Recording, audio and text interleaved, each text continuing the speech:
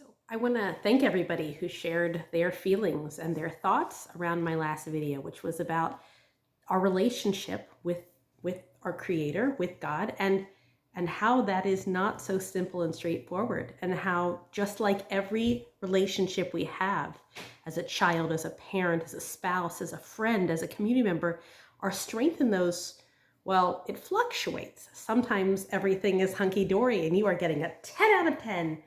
And sometimes it's really strained and it's hard. And we look at most of our relationships through those lenses, and we look at how we can be a better parent or a better spouse or a better friend, and we take time to reflect on that. But we might say that we work on being a better Jew, that we do more mitzvot, but we don't really work on our spiritual relationship. Well, maybe you do. And I hope you do. But I guess what my goal is to go on a refresher course of how to do that. So it's a refresher if you've already been there. Otherwise, it's, well, how do we work on that relationship that we have with our Creator, with the divine? What does that look like? So just like in every other relationship, you have the two parties. There's you, and in this case, there's, well, he or she or the divine, whatever you want to call him, the big G, And you have to understand both parties to be able to have a proper relationship. So, well, understanding him is a lot harder, though understanding yourself is not very easy and straightforward. And it's often easier to try to understand another person more than it is to understand yourself, because you observe the other person differently. And it's so funny because you've only been with you your entire life. You're the only person around yourself every second, yet we have these blinders so often to understanding who we really are. So we have to remove those. And today I just want to look at removing those blinders or being aware of them for who we are in relationship to ourselves vis-a-vis our relationship to God, to Hashem, to your Creator, to the divine. Right? So my analogy today is my Shabbat candlesticks. And I'm not sure that there is a better symbol, physical item for a Jewish woman other than her candlesticks. And my candlesticks are beautiful. I remember picking them out in Israel, and they're not an heirloom, so I picked them out just for me.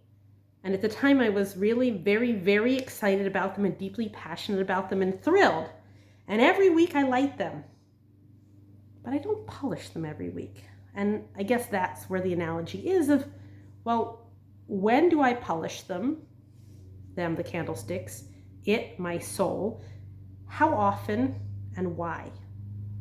So with my candlesticks, I often give my children the job to polish them, and they're very excited about that.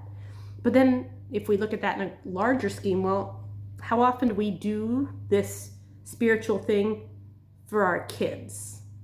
And I also remember polishing candlesticks with my grandmother. And is it for that reason of connecting to the past, to the people before us? And is that why we're in it? And those are both beautiful reasons for the family of the past and the family of the future. But it isn't then for you. It's for you as a link in a chain, which is great, but it doesn't connect you directly to the divine. It connects you to your chain of your Jewish family.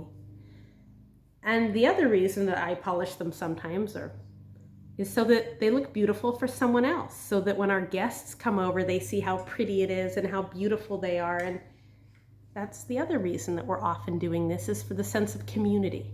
I live my life because I want other people to see how I live my life, because that's what looks right. So I should look shiny. My candlestick should look shiny and no one would question it. But none of those are the reason, because you need to connect with you first so that you understand why you are doing it. And I'm hoping over Shabbat, I'm going to take some time for the me to think about me in this relationship with the divine. And I hope that you take some time with you to think about it. And I'm going to polish my candlesticks for me to start that off. Shabbat Shalom.